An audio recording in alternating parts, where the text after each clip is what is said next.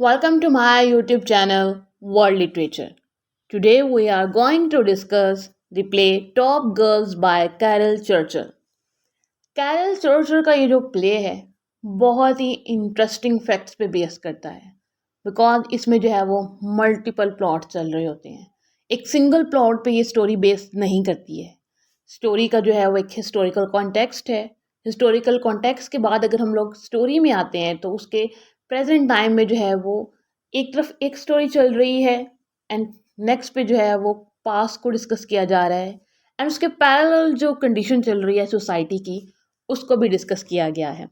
तो ये एक डाइवर्स प्ले हम कह सकते हैं या फिर इस प्ले में बहुत ज़्यादा डाइवर्सिटी जो है वो हमें मिलती है। प्ले को स्टार्ट करते हैं। फर्स्ट ऑफ ऑल जो है वो अपना इंट्रोडक्शन डिस्कस करेंगे, देन जो है वो अपने राइटर को भी डिस्कस करेंगे। टॉप गर्ल्स जो कि 1982 प्ले है, कैरल चर्चिल ने इसको जो है वो पब्लिश करवाया था। ये जो प्ले है वो सेंटर करता है एक करेक्टर पे। मार्लिन हमारा करेक्टर है इस प्ले में, जो कि मेन करेक्टर है जिसके रिवॉल्व हमारे सारे जो करेक्टर्स हैं वो घूम रहे हैं। मार्लिन जो कि एक वुमन है, जो कि एक करियर ड्राइवन वुमन है, जो खुद को प्रूव करवाना चाहती है, जो मैन ओरिएंटेड सोसाइटीज़ में सर्वाइवल करना चाहती है, जो ये चाहती है कि ये जो हमारी सोसाइटी है, जैसे हमारी पेट्रियार्कल सोसाइटी है, जिस तरह से वुमेन को ऑपरेशन फेस करना पड़ता है, उन सबको ये बीट करना चाहती है। उन सब के साथ ये कम्पीट करती है अपने लाइफ में। इवन कि अपनी इलीगल इसकी जो प्रेगनेंसी थी और इसकी एक इलीगल डॉटर होती है, उसको भी ये साइड पर कर देती है और अपने करियर को चूज़ करती है, अपने फैमिली को चूज़ नहीं करती है। उन सबको जो है सेक्रीफाइस कर देती है अपने करियर के लिए।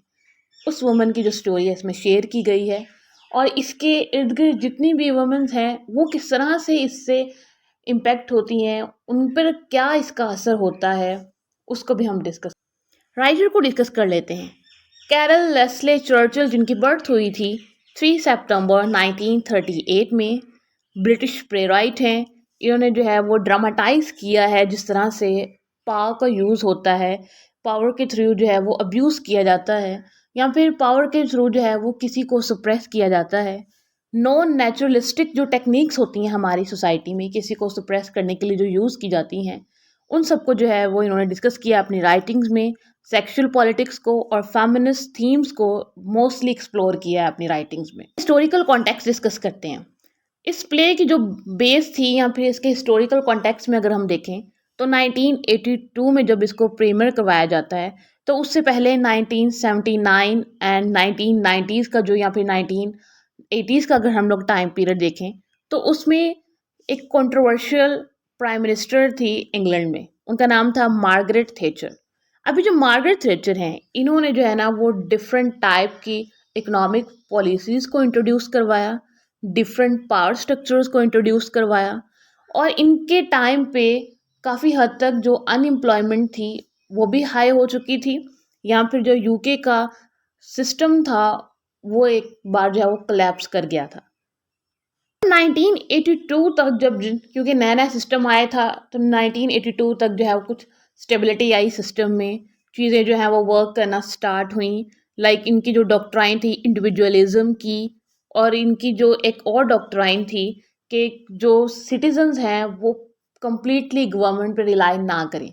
मीन्स कि खुद की जो पर्सनालिटी है, खुद की जो इंडिविजुअलिटी है उस पर फोकस करें, उस पर वर्क करें, खुद को जो है वो कोई पैशन दें, खुद पे जो है वो वर्क करें और खुद के लिए जो है वो स्टैंड लें। ये नहीं कि हर चीज़ के लिए जो है वो गवर्नमेंट पे जो है वो डिपेंड किया जाए या फिर हर चीज़ के लिए जो है वो गवर्नमेंट को ही ब्लेम किया जाए। इस चीज़ को इन्होंने बहुत ज़्यादा जो है वो अपनी जब इनका रेन था तो उस टाइम पे फोकस किया इस चीज़ पर। एंड इस चीज़ से काफ़ी हद तक सोसाइटी में कुछ क्रिटिसिज्म भी हो रहा था एंड कुछ लोग इसके फेवर में भी थे।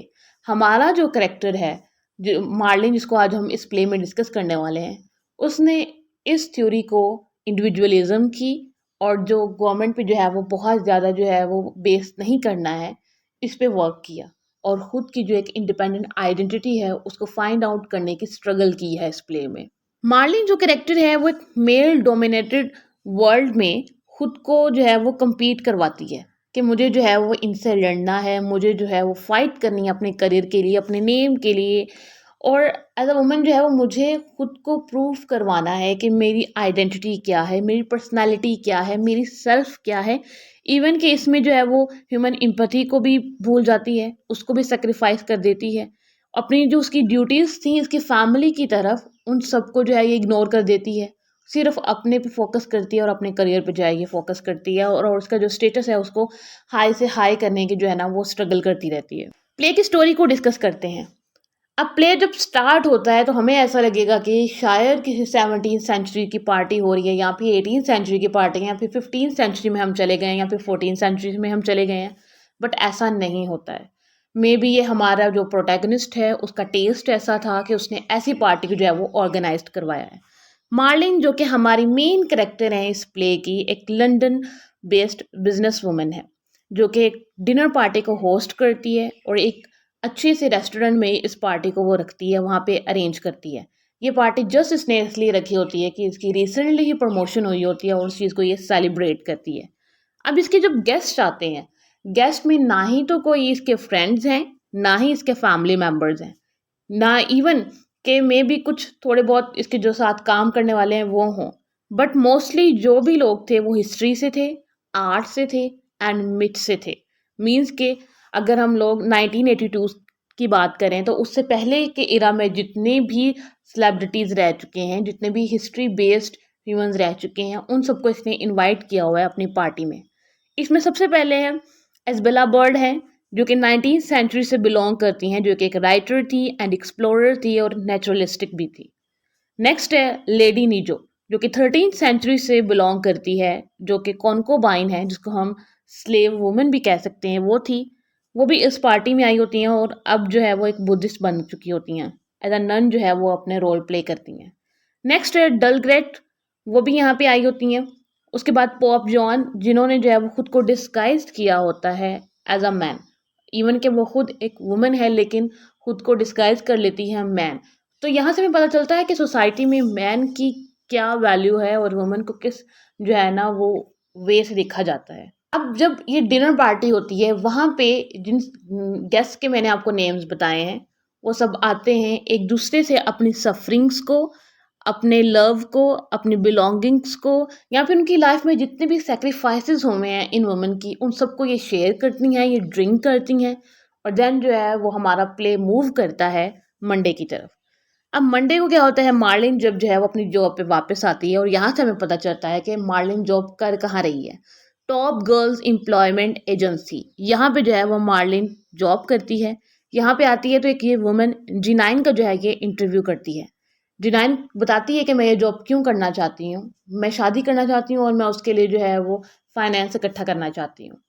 इस पे जो है वो मार्लिन इसको कहती है कि ये बात तुम जो है ना वो ऑफिस में किसी को नहीं बताना कि तुम जो है वो फाइनेंस किसकी चीज़ के लिए इकट्ठा करी हो, क्योंकि इससे जो तुम्हारे पॉइंट्स हैं जॉब हासिल करने के वो कम हो जाएंगे। थर्ड सीन आता है, हमने ऑलरेडी एक पार्टी का सीन डिस्कस कर लिया है। सेकंड हमने डिस्कस किया है कि मार्लिन जॉब कहाँ कर रही है, वहाँ पे वो इंटरव्यू ले रही है। थर्ड आते हैं हम अपने डिफरेंट प्लॉट पे, जहाँ पे मार्लिन की सिस्टर का घर दिखाया जाता है। अब हम मार्लिन की सिस्टर को डिस्कस करने वाले हैं। मार्लिन की एक सिस्टर है, वहाँ पे हमारा सीन चलता है प्ले का, जहाँ पर जॉयस मार्लिन की सिस्टर और उसकी डॉटर एंजी एंड एंजी की फ्रेंड किट जो है वो खेल रही हैं। अब एंजी और जो किट है वो यहाँ पे खेल रही हैं। एंजी जो है वो किट को बताती है कि मैं अपनी मदर का ना मर्डर करना चाहती हूँ। अब वो मर्डर क्यों करना चाहती है, क्योंकि उसकी मदर जो है वो इससे बिल्कुल प्यार नहीं करती है, इसकी बिल्कुल केयर नहीं करती है। अब वो केयर क्यों नहीं करती है ये हमें स्टोरी के एंड पे पता चलेगा। एंड सेकेंडली मार्लिन जो है, जॉयस, इन दोनों का आपस में रिलेशनशिप भी कुछ बहुत ज़्यादा स्ट्रॉन्ग नहीं है, वीक रिलेशनशिप है। और किट को जो है वो टी पे इनवाइट करती है लेकिन वो अंदर नहीं जाती हैं। जॉयस जो है वो गुस्से में इनको कहती हैं कि वहीं पे जो है ना तुम लोग दोनों की डेथ हो जाए, मीन्स जहाँ पे तुम लोग खेल रहे हो। और जॉयस जो है वो अगेन घर के अंदर चली जाती है। उसके बाद हमारी स्टोरी अगेन जो है वो टॉप गर्ल्स एम्प्लॉयमेंट एजेंसी में जाती है, जहाँ पे मार्लिन के को-वर्कर्स जो हैं विन एंड नेल, जो कि इसके साथ वहाँ पे काम करते हैं, गॉसिप कर रही होती हैं मार्लिन की रिसेंट जो प्रमोशन हुई है, जिसकी उसने पार्टी भी दी थी, उसके लिए। मार्लिन जो है वो प्रमोट हुई होती है एक मैन से, मीन्स के हॉवर्ड किड, जो कि एक अनदर प्रोमिनेंट एम्प्लॉय है टॉप गर्ल्स एम्प्लॉयमेंट एजेंसी में, उसको इस बार प्रमोशन नहीं मिलती है और मार्लिन को जो है वो प्रमोशन मिल जाती है। हॉवर्ड किड की जो वाइफ है वो भी यहाँ पे आती है इस ऑफिस में मार्लिन को ये कहने के लिए कि ये जो तुमने प्रमोशन ली है तुम ना लो, मेरे हस्बैंड को दे दो, क्योंकि मेरे हस्बैंड जो है वो बहुत ज़्यादा डिप्रेस है। मार्लिन जो है वो इस बात को इग्नोर कर देती है, क्योंकि मार्लिन तो खुद जो है वो एज अ वुमन अपना करियर बनाना चाहती है और वो प्रमोट होना चाहती थी, और अब उसको जो है वो एक मैन से जो है प्रमोशन मिली है, मीन्स कि उसने एक मैन को पीछे छोड़ दिया और वो खुद जो है वो टॉप पे चली गई है। तो इस चीज़ को वो सेलिब्रेट करना चाहती थी, ये उसके लिए एक बहुत बड़ी अचीवमेंट थी मार्लिन के लिए। तब वो मार्लिन से मिलने के लिए लंदन आती है। अब मार्लिन जो है वो जब एंजी को देखती है तो काफ़ी ज़्यादा फ्रस्ट्रेटेड हो जाती है। एंजी उसको कहती है कि मैं आपके साथ हमेशा के लिए रहने आई हूँ। मार्लिन जो है वो थोड़ी फ्रस्ट्रेटेड हो जाती है कि मैं इसको कैसे रखूँगी, लेकिन मार्लिन को किसी ऑफिस वर्क के लिए बाहर जाना होता है, तो वो एंजी को ऑफिस में छोड़कर ही चली जाती है।